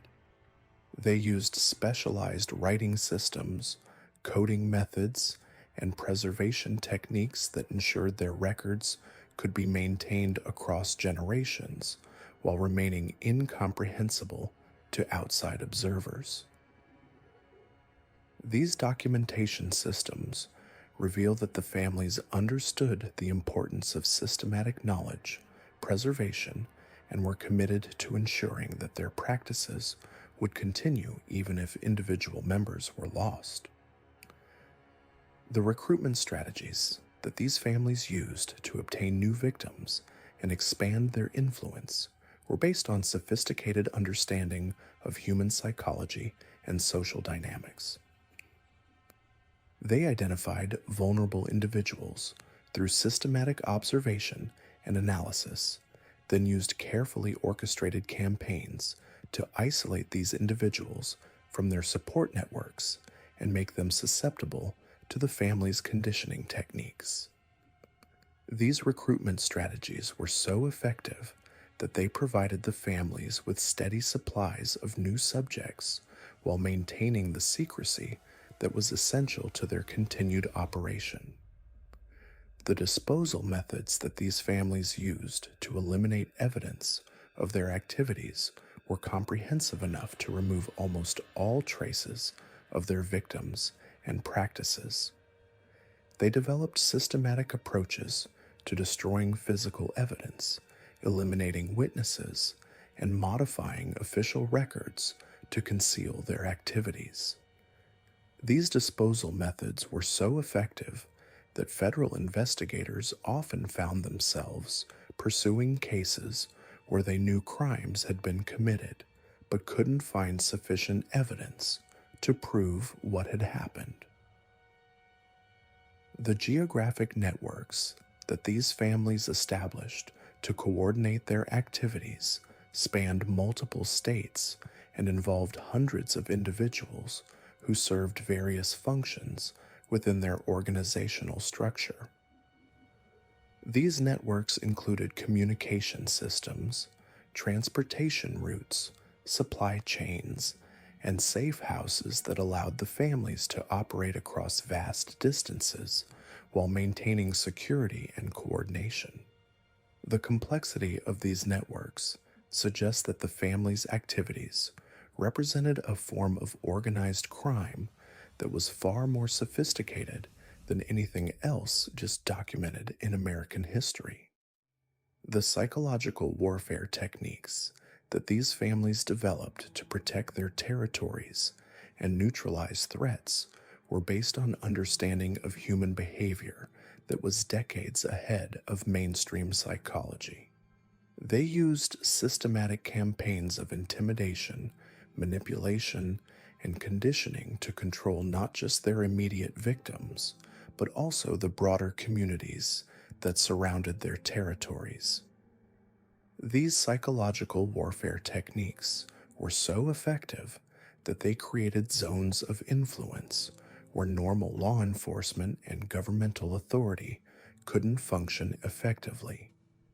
The technological innovations that these families developed to support their activities included specialized equipment for psychological conditioning, chemical production, and communication that was remarkably advanced for their time periods.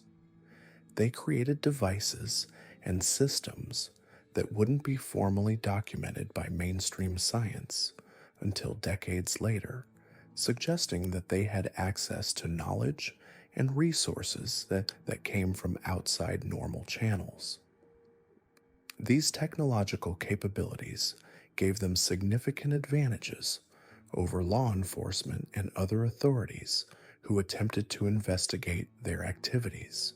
The cultural impacts of these families' activities continue to influence the regions where they operated in ways that most people don't recognize.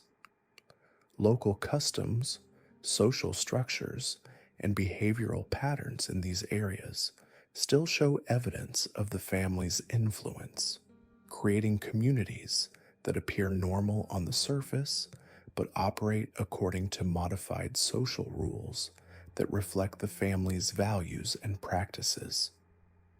These cultural modifications have been transmitted across generations through normal socialization processes, ensuring that the family's influence continues even though the families themselves have disappeared. The question of whether these families' knowledge and practices have been completely eliminated or simply transferred to other organizations remains one of the most disturbing aspects of this research. The sophisticated techniques they developed for psychological manipulation, social control, and human conditioning would be extremely valuable to any organization seeking to influence human behavior on a large scale. The possibility that this knowledge has been preserved and applied in other contexts raises serious questions about the methods that modern governments, corporations, and other institutions use to control populations. The legacy of these 8 families extends far beyond the documented cases and classified investigations that have been partially revealed through decades of research. They represent something far more disturbing than simple criminal activity. They demonstrate the potential for human beings to develop capabilities that challenge our fundamental assumptions about the nature of consciousness, free will, and social control. Their practices evolved over generations of systematic experimentation, creating systems of influence that were remarkably sophisticated for their time periods and continue to influence our understanding of human behavior today. What remains certain is that deep in those ancient hollows where modern civilization still struggles to penetrate, there are places where the old ways never truly ended. The families I've described may have vanished from public record, but their influence continues to shape the communities they once controlled. Their techniques continue to inform the practices of those who inherited their knowledge, and their legacy continues to pose questions that researchers are still reluctant to address publicly. In a world where few mysteries remain unsolved, these 8 families represent a form of human knowledge that is so dangerous it must be carefully controlled to prevent its resurgence.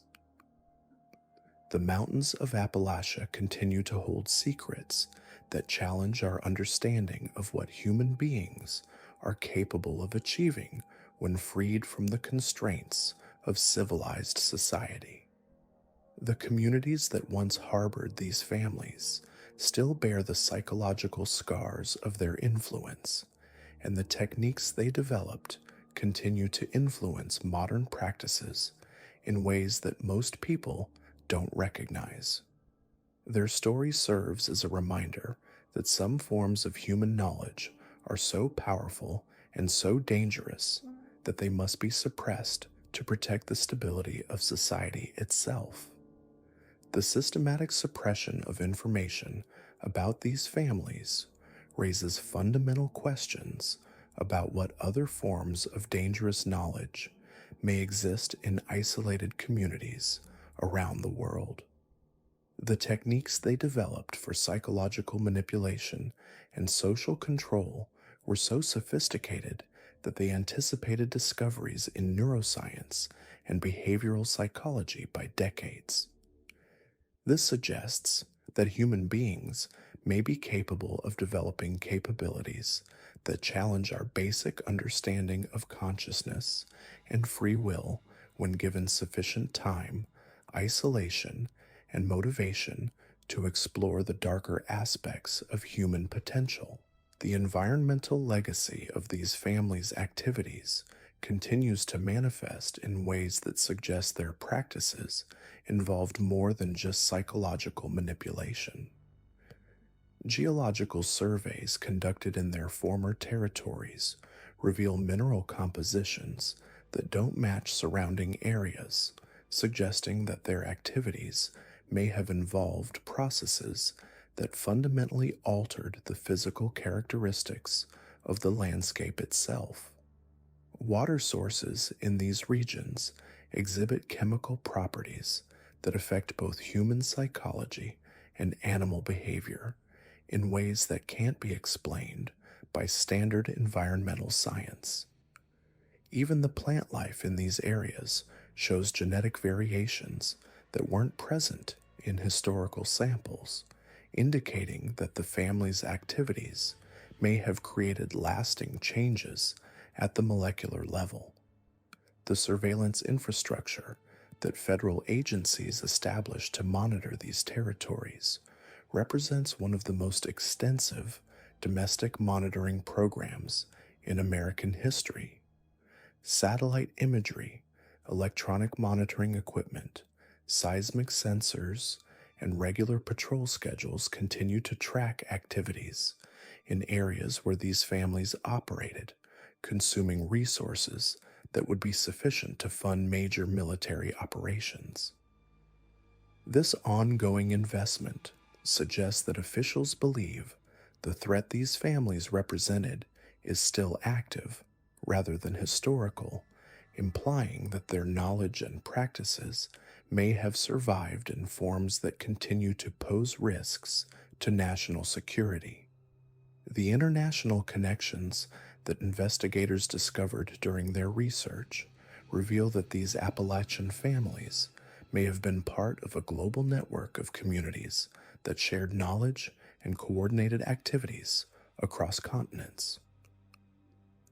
Correspondence found in family archives contained detailed communications with locations in remote areas of Scotland, Eastern Europe, South America, and Asia, where similar practices were supposedly taking place. These connections suggest that the techniques these families developed may have been part of a much larger system of knowledge that existed outside normal academic and governmental channels, operating according to principles that mainstream science has never formally acknowledged. The genetic studies that were conducted on biological material recovered from these families' settlements revealed anomalies that challenged fundamental assumptions about human variation and inheritance. Blood samples, tissue specimens, and even preserved remains showed genetic markers that didn't match normal human patterns, suggesting that these families may have developed or inherited characteristics that enhanced their psychological capabilities. These genetic anomalies appeared to be associated with increased resistance to standard conditioning techniques, enhanced ability to manipulate others, and behavioral characteristics that persisted across multiple generations through what appeared to be heritable modifications to brain function. The technological capabilities that these families demonstrated also raise disturbing questions about their origins and connections to knowledge sources that shouldn't have been available to isolated mountain communities.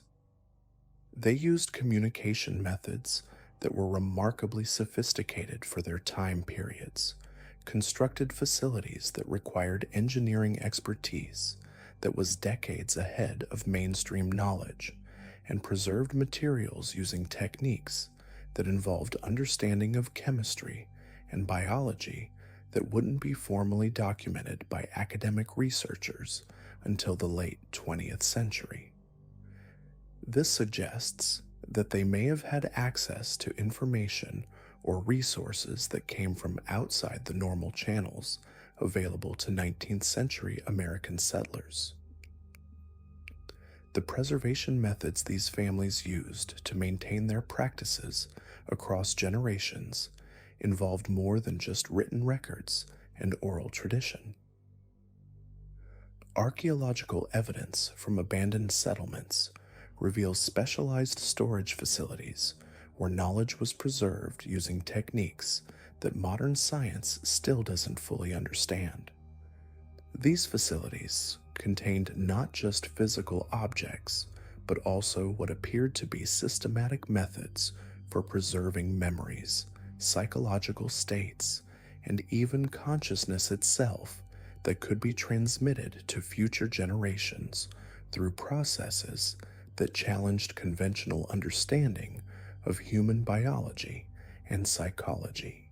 The training programs that federal agencies developed to investigate and neutralize these families became the foundation for modern psychological warfare, counterintelligence operations, and social control techniques that continue to influence government practices today. Methods that were originally created to understand and counteract the family's influence were later adapted for use in military conflicts, diplomatic negotiations, corporate marketing strategies, and domestic security operations. This means that the knowledge gained from studying these families continues to shape how institutions approach human behavior modification and social control in ways that most people don't recognize. The medical anomalies that were documented in individuals who had been exposed to these families' practices suggest that their conditioning techniques involved permanent modifications to human biology that went far beyond normal psychological trauma.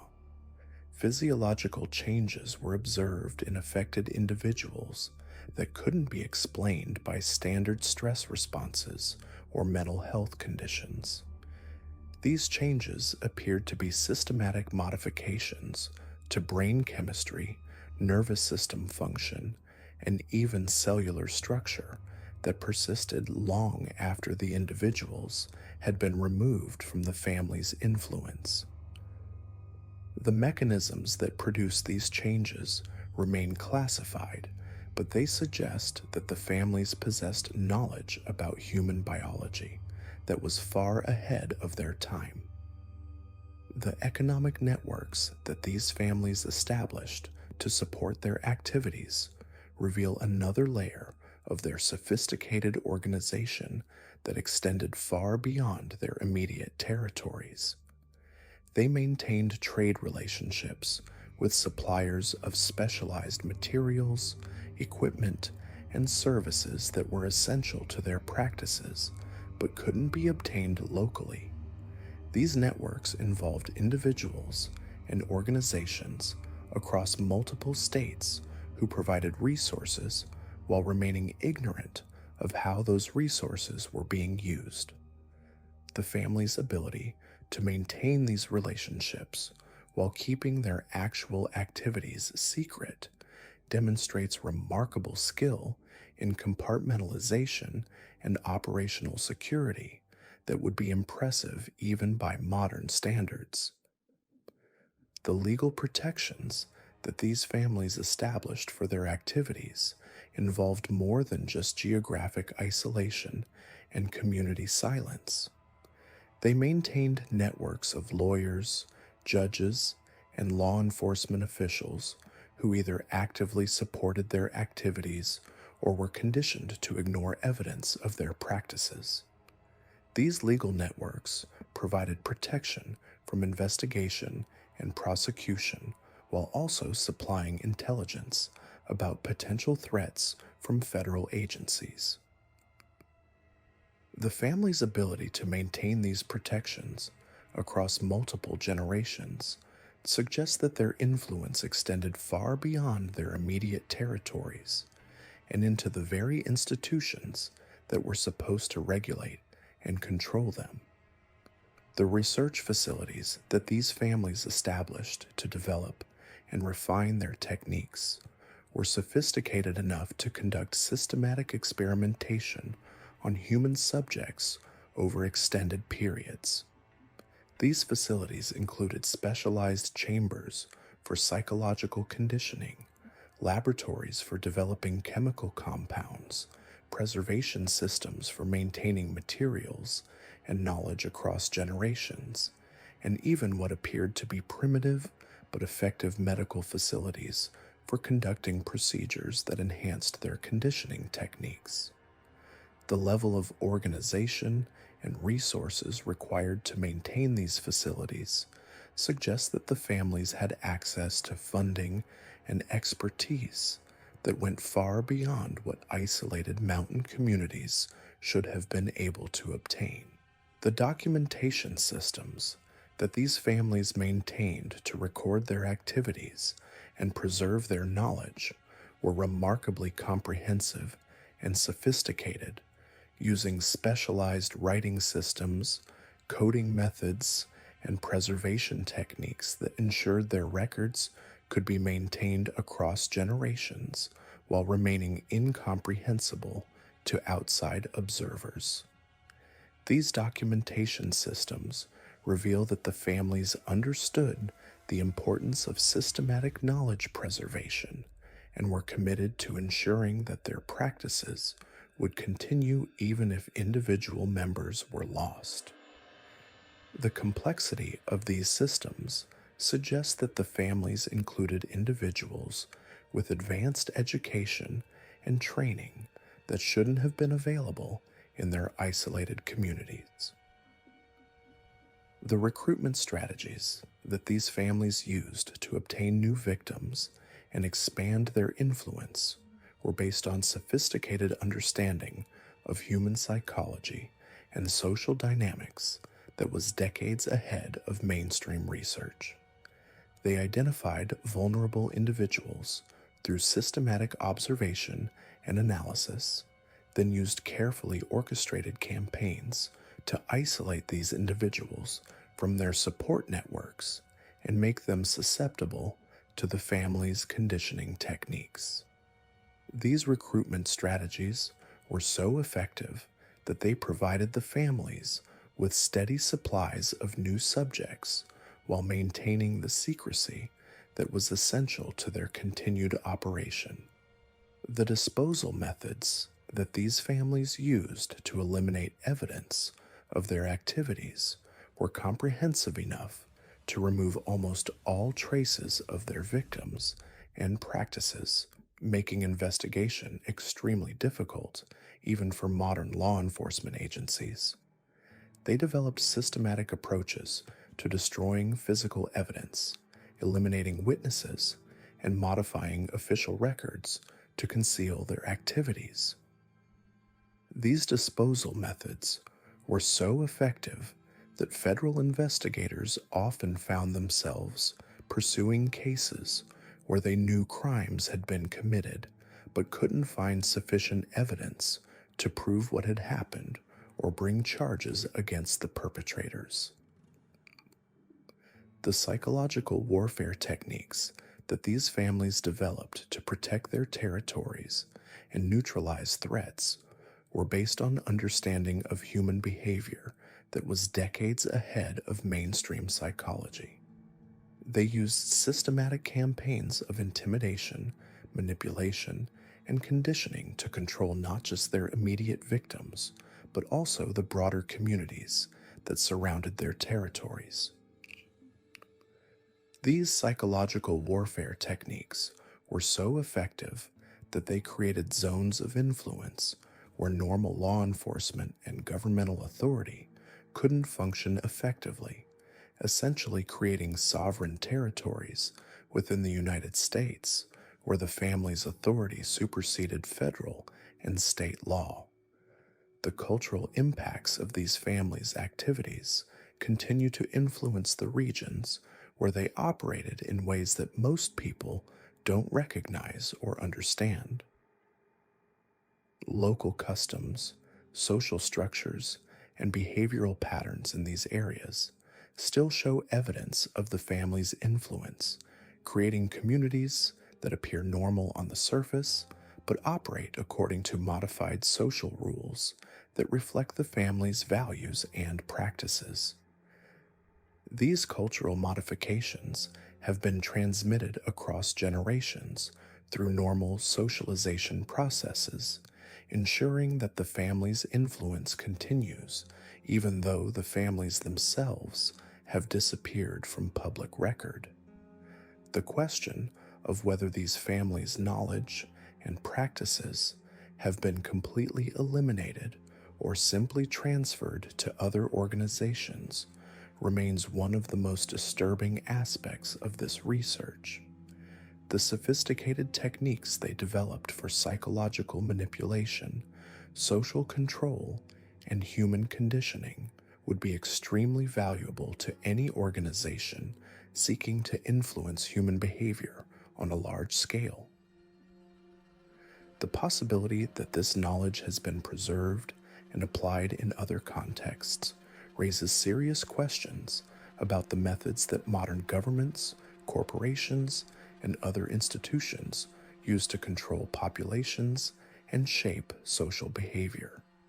The implications of these families' activities extend far beyond the immediate harm they cause to their victims and communities. They demonstrated that human beings are capable of developing techniques for controlling consciousness and behavior that challenge our fundamental assumptions about free will, individual autonomy, and the nature of human society itself. Their practices evolved over generations of systematic experimentation, creating systems of influence that were remarkably sophisticated for their time periods and continue to influence our understanding of human potential today. What makes these families particularly significant is not just the individual suffering they caused, but the way they systematically undermined the social structures and psychological foundations that hold communities together. They created alternative moral frameworks that justified behaviors that would be considered criminal in any other context, demonstrating how isolated communities can develop their own definitions of right and wrong that diverge completely from mainstream society. Their legacy serves as a warning about what can happen when human beings are freed from normal social constraints and given the opportunity to explore the darker aspects of human potential. The mountains of Appalachia continue to hold secrets that may never be fully revealed, harboring knowledge that challenges our understanding of what human beings are capable of achieving when given sufficient motivation and freedom from oversight. The communities that once harbored these families still bear the psychological scars of their influence, and the techniques they developed continue to inform modern practices in ways that most people don't recognize. Their story represents more than just historical curiosity. It serves as a reminder that some forms of human knowledge are so powerful and so dangerous that they must be carefully controlled to prevent their resurgence. In an age where technology makes true isolation increasingly difficult and government surveillance capabilities continue to expand, these 8 families represent a form of human potential that existing institutions struggle to understand or control. Their practices evolved in geographic and social isolation that may no longer be possible, but the psychological principles they discovered continue to influence human behavior in ways that extend far beyond the remote valleys where they once operated. What they accomplished in their hidden settlements continues to shape our world today, serving as both a warning about human potential and a reminder that some mysteries are too dangerous to be fully revealed. The legacy of these 8 deadliest Appalachian families extends far beyond the documented cases and classified investigations that have been partially revealed through decades of research. They represent something far more disturbing than simple criminal activity. They demonstrate the potential for human beings to develop capabilities that challenge our fundamental assumptions about consciousness, free will, and social control. Their practices evolved over generations of systematic experimentation, creating systems of influence that were remarkably sophisticated for their time periods and continue to influence our understanding of human behavior today. What remains certain is that deep in those ancient hollows where modern civilization still struggles to penetrate, there are places where the old ways never truly ended.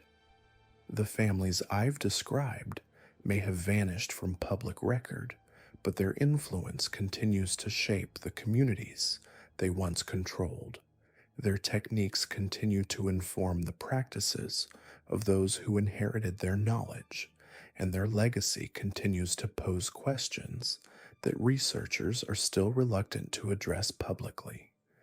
In a world where few mysteries remain unsolved, these 8 families represent a form of human knowledge that is so dangerous it must be carefully controlled to prevent its resurgence.